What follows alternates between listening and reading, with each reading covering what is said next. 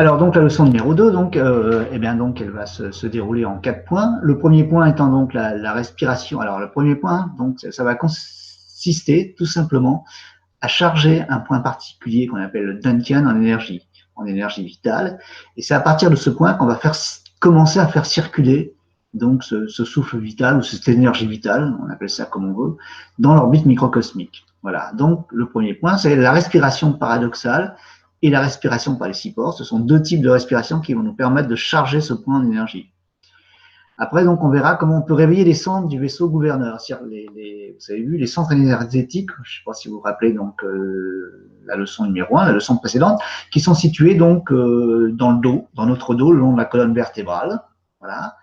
Une fois qu'on aura activé, on va dire, réveillé ces centres, eh bien, on va réveiller donc les centres du vaisseau conception. C'est ceux qui se trouvent donc devant nous. Donc, voilà. Donc même chose. Et une fois qu'on aura fait ça, on va pouvoir donc tout simplement faire circuler le souffle vital ou l'énergie vitale dans cette orbite microcosmique. Alors, la respiration par les six portes. On va commencer avant ça, donc vous allez voir, ça se fait en deux étapes. La première étape, c'est, on va faire ce qu'on appelle la respiration paradoxale. Alors, qu'est-ce que c'est que la respiration paradoxale? C'est un peu une respiration, enfin, vous allez voir.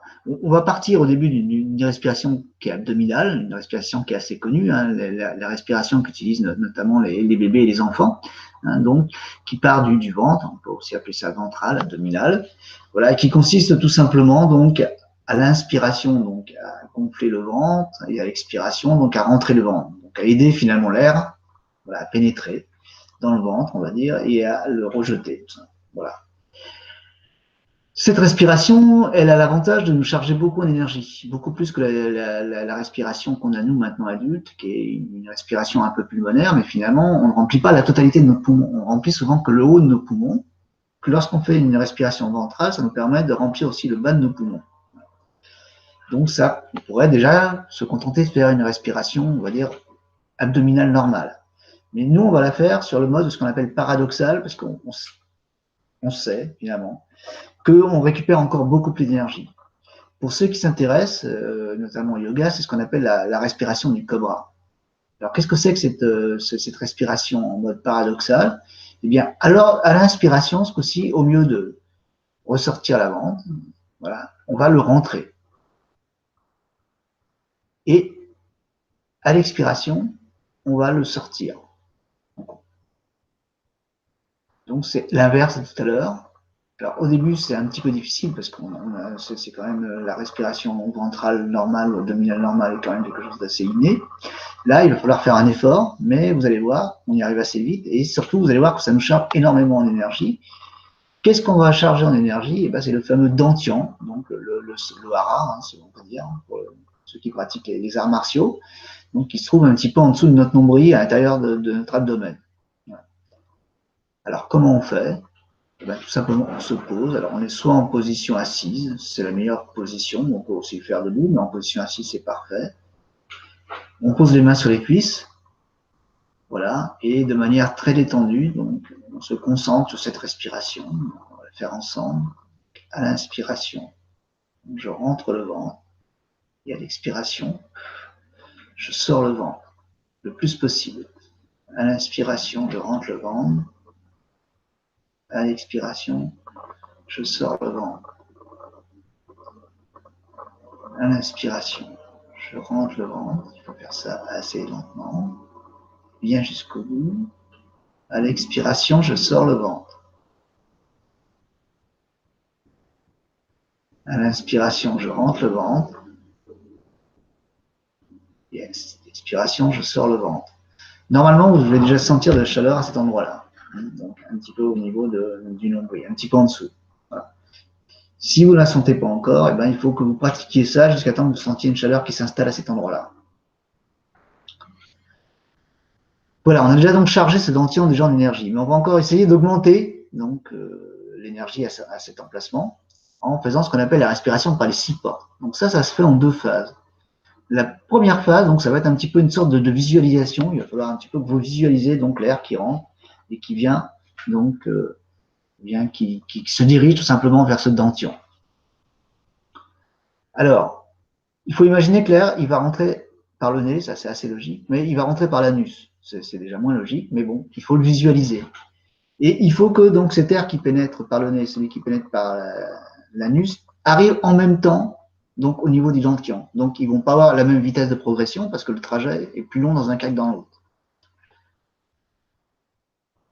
Alors on va essayer de faire ça. Donc vous imaginez donc, que l'air rentre par et le nez et par votre anus. Il descend du nez donc vers le hara, vers le dentition, et de l'anus, il progresse également vers le dentition, et ça à des vitesses différentes, beaucoup plus rapidement celui qui descend par le nez que celui qui monte par l'anus. Et ils arrivent en même temps, donc au niveau de notre périnée. On expire pour faire le chemin à l'inverse, et on respire à nouveau en même temps par le nez et par l'anus, et on suit le trajet du souffle qui arrive en dentition en même temps. On recommence, on expire, à la fois par le nez et par l'anus, et on inspire à nouveau par le nez et par l'anus. On suit l'air progresser, progresse à des vitesses différentes, et il arrive en même temps. L'air qui provient du nez et qui provient de l'anus arrive en même temps au niveau du dentition. Et on continue comme ça. Là, on doit à nouveau ressentir donc une chaleur de plus en plus forte au niveau du dentition. Lorsqu'on a fait ça, on va faire la deuxième phase. Donc, on va continuer à faire cette respiration par le nez et par l'anus, mais on va ajouter également une respiration par les deux mains et par les deux pieds. C'est-à-dire que maintenant, on peut s'imaginer que l'air rentre par les deux mains et par les deux pieds. Donc, il va encore y avoir des trajets différents. Donc, maintenant, il va y avoir 6 portes d'entrée et il faut qu'on suive l'air par le trajet qui provient de ces 6 portes et qui amène l'air à notre dentition. Il faut qu'on le visualise. Lorsqu'on inspire, donc là, aussi, on va inspirer par les 6 portes, le nez, mes deux mains, mes deux pieds, l'anus. Je suis l'air sur ces 6 trajets. Et tout arrive en même temps au niveau du dentition. Et là, j'expire en faisant le trajet inverse. J'inspire à nouveau par les 6 portes. Nez, deux mains, deux pieds, anus. Je visualise l'air qui progresse.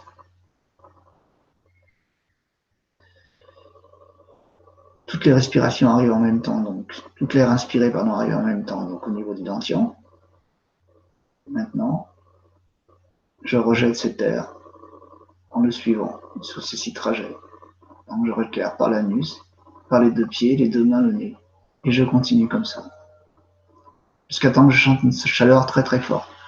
À un moment donné, vous allez sentir une chaleur très très forte et là, vous aurez chargé donc ce fameux dentition en énergie. Une fois que le dentition est en énergie, qu'est-ce qu'on va faire?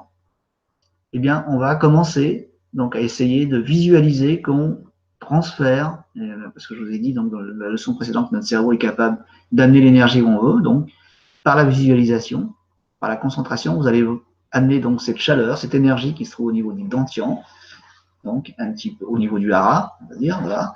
Vous allez l'amener tout doucement vers le périnée. Donc vous le visualisez et vous essayez de ressentir donc cette énergie qui tout doucement quitte le dentition pour aller vers le périnée. Et à un moment donné, vous allez ressentir une chaleur très forte au niveau du périnée. Vous laissez bien cette chaleur s'installer. Voilà. Si elle n'est pas encore, si vous ne sentez pas suffisamment de chaleur, vous recommencez à nouveau, vous repartez du dentition et vous transférez à niveau de l'énergie donc vers le périnée. Et à un moment donné, donc, vous devez ressentir beaucoup de chaleur au niveau du périnée. Voilà. Donc là, vous avez fait le premier point à réveiller ou à activer. On va continuer sur les autres points. Une fois que donc vous sentez donc cette énergie au niveau du périnée, et bien finalement vous allez transférer cette énergie du périnée vers le coccyx et vers le sacrum, c'est-à-dire un petit peu plus haut que le coccyx. Voilà. Et à chaque fois donc, on transfère les énergies d'un point à un autre. On attend bien que on sente une sensation de chaleur au nouveau point et on continue comme ça sur l'ensemble des différents points qui sont d'ailleurs marqués dans le texte, hein, c'est-à-dire que si je continue, et bien après, on a le point des reins. Après, donc, on a un point dans le dos toujours qui est à l'opposé du plexus solaire, un point qui est à l'opposé du cœur, un point entre enfin, au niveau des cervicales, qui est la plus grosse des vertèbres cervicales, ça fait une bosse, ça ressort derrière, un point à la base du crâne, où on a un petit creux d'ailleurs, un point tout en haut du crâne, ce qu'on appelle la couronne, et enfin on redescend au niveau du troisième œil, donc grosso modo entre nos deux sourcils. Alors il faudra que vous fassiez au début les points les uns après les autres. Donc, par exemple, vous faites un point dans la matinée et le soir vous faites un autre point. Et quand vous travaillez, par exemple, donc, le point au niveau du sacrum, il faudra à chaque fois que vous chargez votre énergie donc, au niveau du dantian, que vous transfériez vers le périnée, puis l'énergie, hein, donc sensation de chaleur au niveau du périnée, vous transférez cette énergie au niveau du coccyx, sensation de chaleur au niveau du coccyx, et vous transférez à nouveau cette énergie vers le sacrum, et vous devez attendre qu'il y ait une sensation d'énergie au niveau du sacrum. Donc il va falloir comme ça que vous passiez tous ces points. Lorsque vous aurez fait tous ces points, eh ben, on passera tout simplement devant, ici sur notre face avant, pour regarder, pour réveiller ce qu'on appelle les points du vaisseau conception, là, sachant qu'on vient de travailler les points du vaisseau gouverneur. Alors, petite chose importante, il ne faut pas s'attarder très longtemps donc, sur les points qui sont situés donc, en face du cœur, à l'opposé du cœur, ni sur les points de la tête. Pas plus de 20 à 30 secondes. Parce qu'après, on risque d'avoir du mal à évacuer cette énergie de ces points-là et ça peut nous poser des problèmes. Donc, pas plus de 20 à 30 secondes sur ces points-là. Celui qui est situé donc à l'opposé du cœur et ceux de la tête. Alors, on va continuer. Maintenant, lorsque je suis au niveau du troisième œil, donc lorsque je ressens cette chaleur au niveau du troisième œil, après avoir fait tout le trajet complet, je vais donc mettre ma langue donc, au niveau du palais, derrière les incisives, et je vais faire descendre cette énergie au niveau de la gorge. Voilà, j'attends donc ressentir la chaleur au niveau de la gorge. Et après, je continue, je transfère cette énergie au niveau du cœur, du plexus solaire, du nombril et du périnée. Et là, j'ai fait finalement l'ensemble de ma boucle en réveillant les points importants. Tous ces points qu'on vient de voir, ce sont des points qui vont nous permettre donc de disposer de beaucoup d'énergie vitale pour le bon fonctionnement de nos organes, de nos glandes endocrines, de nos systèmes physiologiques. Voilà. On prend tout son temps. S'il vous faut une semaine ou 15 jours pour faire ça, vous prenez votre temps, mais il ne s'agit pas d'aller trop vite.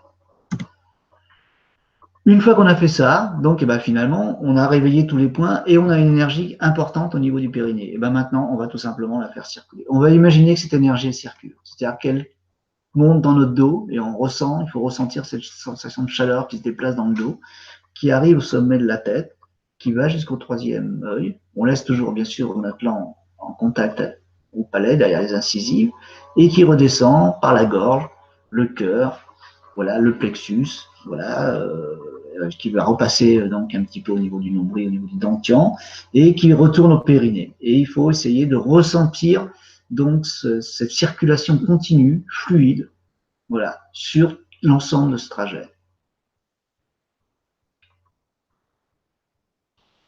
Voilà.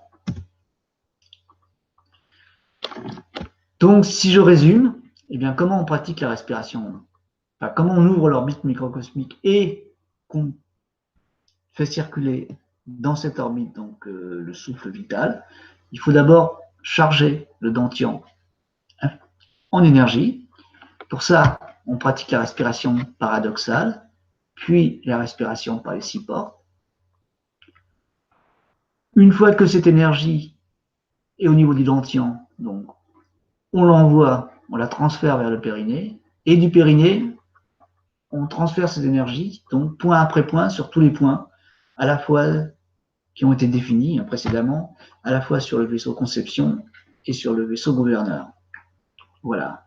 Et à la fin, donc lorsqu'on a fait ça, donc on est revenu aussi au niveau du périnée, eh bien, il faut faire circuler le souffle vital, l'énergie, dans cette orbite microcosmique, en essayant de ressentir donc, les déplacements de cette énergie, en essayant de ressentir la chaleur lorsque cette énergie se déplace.